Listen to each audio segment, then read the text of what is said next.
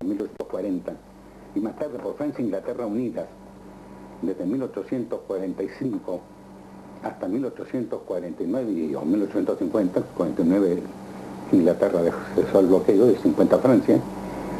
Entonces se suspendió las leyes de aduana porque se precisaba traer productos al país, se precisaba que se burlara el bloqueo, pero apenas se acaba el bloqueo se vuelve a establecer la ley de aduana, que va a regir hasta después de la caída de Rosas.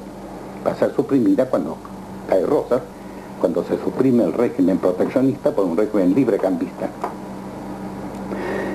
Y el tercer aspecto, en lo cual la Argentina le debe a Rosas, es la defensa de la soberanía. Es la lucha desigual contra Francia primero, desde 1838 a 1840, y contra Francia e Inglaterra aliadas, de 1845 hasta 1849 o 50. La defensa de la soberanía, porque a título de qué intervenía Francia en nuestras disputas políticas. Francia interviene contra Buenos Aires, exigiendo una cantidad de medidas que ningún país soberano puede aceptarlas, como que se suprima la ley de milicias, en cuya virtud los extranjeros también tenían que servir en las milicias, pero eso existía en todos los países del mundo. En Francia también, el extranjero vecindado en Francia tenía que servir en la milicia, porque la milicia era para defender, para mantener el orden, defender la policía, así como de policía, y entre nosotros pasaba lo mismo. Fue un pretexto para llegar al bloqueo de Buenos Aires y a la guerra. Guerra que no declara Francia directamente, pero va a apoyar al Partido Unitario, a quien lo hace fuerte en el Uruguay, porque el gobierno, la escuadra francesa se apodera de la ciudad de Montevideo, lo echa al presidente oriental, que era Manuel Oribe, y establece un títere, Fructuoso Rivera, que está a las órdenes de Francia, y a quien le da mucho dinero. Y Francia gasta mucho dinero en preparar ejércitos libertadores, así se llaman, para luchar contra la Argentina. Así Francia no aparece en una guerra directa. Francia ha bloqueado a Buenos Aires. Nunca ha habido actos de combate, conflicto, porque para tomar Martí García tuvo que empezar a los cañonazos. Y ahora prepara los ejércitos libertadores. Entonces estos libertadores salen de plata con plata francesa. ¿Qué objeto persigue Francia con eso? Bueno, Francia persigue el objeto de voltearlo a Rosas y llevar un partido que era proclive a los intereses extranjeros.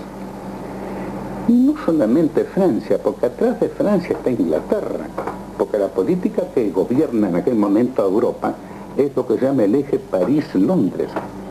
Francia e Inglaterra, la Francia de Luis Felipe y la Inglaterra de la reina Victoria, están íntimamente aliadas. Francia, según lo dice el autor francés, es el chacal de Gran Bretaña. Comparte la lucha, le entrega, sirve para pelear cuando es necesario, y el dinero lo pone Inglaterra. Si la guerra se hace con libras esterlinas que da Inglaterra, con los cuales se levantan los ejércitos libertadores, el de Lavalle, el de la Madrid, el de Paz, son ejércitos pagados con plata extranjera para luchar contra la Argentina, a pesar de que ellos quisieran luchar por la libertad. Palabra muy bonita cuando está pronunciada por generales que están pagados por el extranjero. El primer bloqueo, en los cuales Inglaterra no aparece a la vista, aparece escondida, termina en el año 1840, cuando Francia se da cuenta que está gastando mucha plata y que Inglaterra no la retribuye. Y Francia exige a Inglaterra que tome parte en la guerra, que venga también a luchar contra Rosas, contra la Argentina. ¿Por qué tienen que luchar los barcos ingleses y los aliados o los socios que tiene Francia, que es el Partido Unitario, allí en Montevideo, y de allí salir con los ejércitos que van a luchar contra Buenos Aires, contra la Argentina. Y entonces, como no se arregla con Inglaterra, en el año 1840, Francia hace la paz con Rosas, en un tratado magnífico. Viene un almirante francés y firma el tratado de octubre del 40, en el cual reconoce la soberanía argentina y se retira la escuadra francesa que levanta el bloqueo. Porque estos han creído los franceses que bloqueando a Buenos Aires, que es bloquear también a todo el litoral argentino, la situación económica tiene que caer. Y sin embargo no cae. No cae por estos motivos. El primero es que Rosas había establecido la ley de aduana y con eso había creado unas industrias que servían por lo menos para abastecer lo necesario. En segundo lugar, porque con el bloqueo lo que se perjudican son aquellos productos prescindibles que vienen de Europa, pero aquellos productos necesarios, la carne, el pan, los tejidos para hacerse el poncho, no se perjudican. De manera que el pueblo no sufre. Y además por otra cosa, porque el pueblo es patriota y es nacionalista. Y el pueblo permanece unido atrás del restaurador. Y aunque se ha sufrido mucho con el bloqueo, porque con el bloqueo al cerrarse el puerto de Buenos Aires, ha tenido que ocurrir que no había dinero para pagar soldados, ni para pagar jueces, ni para pagar maestros, ni para pagar profesores de la universidad. Y se le pidió a todos que trabajasen gratis, o que los alumnos, los padres de los alumnos pagaran esas clases. Padres de los alumnos que no pagaron, porque eran de la clase privilegiada, y que por eso se dice que en la época de Rosas se cerró la universidad. No se cerró. Siguió funcionando con 2 profesores en la Facultad de Derecho, la única facultad que había entonces. Pocos, desde luego, pocos, pero siguió marchando. Que dieron clases gratuitamente. Bien. Termina el bloqueo francés.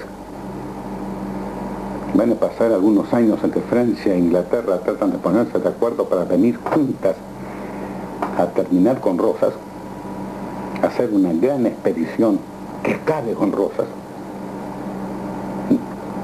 o volcar grandes cantidades de libras esterlinas para levantar ejércitos libertadores. Y Rosas, que no es sonso, que se ha dado cuenta de esto, en primer lugar se prepara para la defensa, que ahora va a ser difícil porque es contra 2 potencias, ya no es contra una sola como es Francia, es contra 2 potencias. La primera de todas es impedirles que las libras esterlinas tengan poder de decisión en las cosas argentinas, para lo cual Rosas establece una policía como la actual policía, una policía importante que vigila las cartas de que reciben los del Partido Unitario y que vigila los domicilios para ver si tienen contacto con Montevideo, que reciben instrucciones o cartas, cosa que indigna a todos los liberales de nuestra historia, porque dicen que eso no se puede hacer cuando la policía toda la vida ha entrado en la casa de un sospechoso. Y con eso impide que las libras esterlinas entran a la Argentina y se levanten ejércitos libertadores, como había pasado con Lavalle antes, o con la conspiración en masa, con los libres del sur, todos aquellos. Bien. Otro aspecto que toma Rosas enseguida de eso, preparándose a la intervención anglo-francesa que está por venir, que él las sigue con mucho cuidado, porque una ventaja que tiene el gobierno de Rosas es que tiene un cuerpo diplomático excelente, como nunca lo hemos tenido en nuestro país. Nuestro país, que nunca ha tenido una diplomacia buena, siempre ha sido mediocre o inferior. En la época de Rosas tiene una diplomacia de primer orden. ¿Qué ministros que tiene Rosas? ¿Qué embajadores? A Manuel Moreno, su ministro en Inglaterra, gran diplomático, un hombre que sabe manejarse perfectamente en el ambiente inglés y que le va a causar muchos dolores de cabeza a Inglaterra. Como pasa lo mismo con el general Alvear, que lo manda de ministro a Estados Unidos y que va a obrar sobre todo en los periódicos y en los diarios norteamericanos diciendo que tienen que defender la doctrina de Monroe, luchar porque América no intervenga a los extranjeros, en contra del gobierno norteamericano, que estaba bastante unido con ingleses y franceses.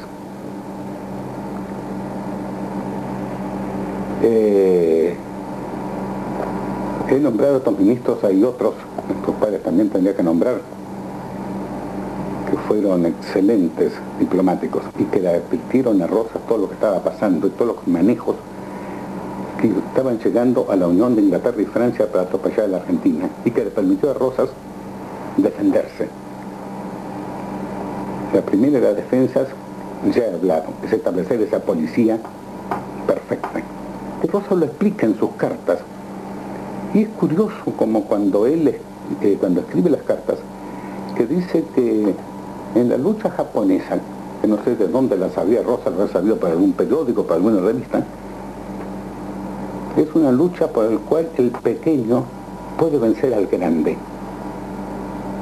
En este caso nosotros, país pequeño, puede vencer a dos grandes, por la condición de no dejarse tomar las ropas y de valerse del peso del adversario para echarlo por tierra, que él mismo se eche por tierra. Y así va a ser las cosas, Rosas. Había un empresto desde la época de Rivadavia que no se pagaba porque no se podía pagar, y que siempre protestaban los tenedores de esos títulos. Entonces Rosas los llama y les dice: yo no les puedo pagar todo lo que se les debe, pero tal vez un poquito sí le pueda pagar.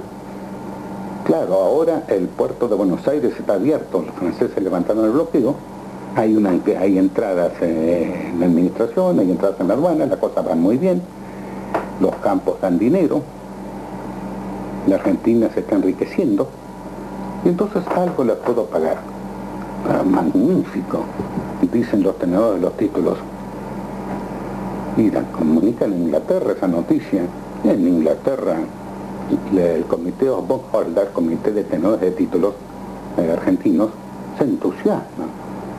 Viva el presidente, hasta lo sientan a presidente Rosas. Les voy a pagar, dice Rosas, una parte, no será mucho, pero es algo de los intereses de los títulos y de su amortización, y lo puedo hacer porque el puerto no está bloqueado. Ahora, si se bloqueara el puerto por cualquier circunstancia, ustedes me disculpen, pero yo no voy a poderles pagar. Nadie pensó la picardía que había en lo que Rosas decía, y Rosas empezó a pagar a los bondholders, bonoleros como él los llamaba, una parte de sus deudas, con lo cual los títulos se cotizan en bolsa y la bolsa inglesa se coloca a favor de Rosas, porque la bolsa, los ahorristas forman una alianza, un sindicato, donde tocara una ahorrista como tocara toda la bolsa. Y el diario que expresaba a los ahorristas ingleses, que es el Times, el famoso diario conservador inglés, se muestra favorable a Rosas por un momento, porque enseguida viene la intervención anglo-francesa. Francia e Inglaterra se ponen de acuerdo en mandar sus escuadras a intervenir Buenos Aires, intervenir en la Argentina. Bien, cuando se declara la intervención y como consecuencia de esa intervención se establece el bloqueo, Rosas los llama, los bonoleros, y dice: ustedes se dan cuenta, no soy yo el que les impido pagarles, es su gobierno, es el gobierno inglés que ha establecido de nuevo el bloqueo, de manera que entonces esa plata que ustedes recibían, discúlpenme, pero se la recibido para la administración. Y el enojo de los bonoleros es muy grande contra su gobierno. Y el diario Times, que es diario conservador, pero que es el diario de los ahorristas, es llevado por esa posición de los ahorristas y se coloca en contra del gobierno conservador, en contra del gobierno conservador de Roberto Peel, y se coloca a favor de los liberales, porque los liberales se han puesto diciendo que no conviene, que el bloqueo es una medida que perjudica a los ingleses más que beneficiarlos, y que queda en Inglaterra con el bloqueo. En fin, lo defiende a Rosas, el Partido Liberal, que está en la oposición, y Rosas lo apoya al Partido Liberal. Está causando un problema al gobierno conservador inglés. Hay otra serie de medidas que está preparando Rosas, como la gran propaganda que se hace de la Argentina. Él llega a formar un periódico, que se los voy a mostrar a ustedes porque yo lo tengo en mi poder. Tengo ejemplares, dicen, el archivo americano, periódico escrito en español, en francés y en inglés, que se reparte gratuitamente por todo el mundo. Periódico de la Argentina, que cuenta lo importante de la Argentina o de los hechos en los parlamentos extranjeros que se refieren a la Argentina. Es un medio de propaganda. Ese ministerio de propaganda que tiene Rosas es un ejemplo para el siglo XX. Lo dirige un napolitano, un hombre muy culto, napolitano nacido en Italia, Pedro de Ángelis, que ha hecho grandes obras de cultura entre nosotros. Y lo traigo para mostrarles a ustedes la habilidad de la política de Rosas. Cómo Rosas va a poder luchar contra Inglaterra y Francia perfectamente. ¿Y por qué? Cuando ya las escuadras se acercan a Inglaterra, se acercan a Río de la Plata, Rosas se ríe ante el ministro inglés que todavía ha quedado y le dice: pobres de ustedes, no van a andar mucho en nuestro país, ya les he puesto todas las vizcacheras necesarias. Ustedes saben que la vizcacha es un animal que hace sus cuevas en el campo, entonces es muy difícil galopar ese campo. Y Rosas se pensaba con términos camperos.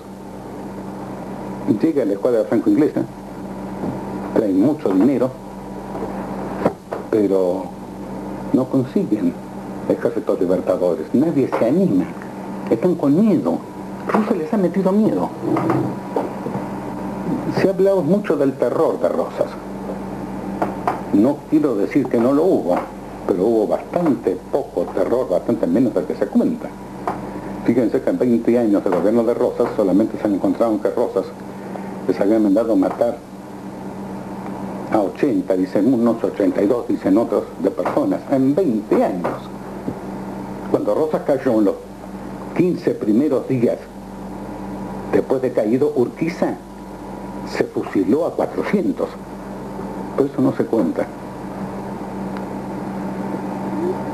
Rosas, el terror de Rosas, más que terror besánico, más que terror de matar, aunque hubo momentos en que hay crisis en Buenos Aires y la gente ha salido a la calle a matar unitarios y hay que protegerlos a los unitarios porque los van a matar. Ese es el terror del año 40, anterior, o el terror del año 43, pero son unos cuantos días nada más, en que Rosas le dice a la gente que no salgan a la calle porque no hay vigilancia en la ciudad. En el año 40, porque tienen que preparar el ejército para derrotarlo a la base, y se ha llevado todas las tropas de policía. Y entonces la ciudad está a merced de los federales. Le encarga a la mazorca que defienda a los unitarios. Y parece mentira, pues es la mazorca la que los defiende. Porque el padre de Lavalle vive en Buenos Aires y es el tesorero de la provincia y tesorero de Rosas. Y hay que cuidarlo porque hay la indignación contra los unitarios es muy grande. Y Rosas trata de cuidar eso. Bien, pero vuelvo al año 45, o sea, al momento de la segunda intervención. Hay mucho terror en Buenos Aires. Es cierto, Rosas lo ha implantado, no por estos hechos de muerte, que son muy pocos, sino porque lo ha hecho a propósito. Los serenos, que son los que cantan en Buenos Aires, en el barrio central, que dan las notas, se dan las horas y el estado del tiempo, y que en aquellas épocas se escuchaban para saber la hora, para saber el estado del tiempo, y se oía toda la noche cantar al sereno, las 9 han dado y sereno, las 10 han dado y lloviendo. Y Rosas les ordena que antes de dar el estado del tiempo y la hora, canten viva la Santa Confederación, mueran los salvajes unitarios. Cada hora se repite ese cantar. Imagínense ustedes los unitarios del barrio central de Buenos Aires, que era pertenecían, oyendo toda la noche esos cánticos. Estaban muertos de miedo. Ninguno quiso recibir dinero ni tener correspondencia con Montevideo. Se quedaron quietos, se los pintó en la casa de Colorado para que los ejercieran federales. Y se supo manejar a todo ese ambiente.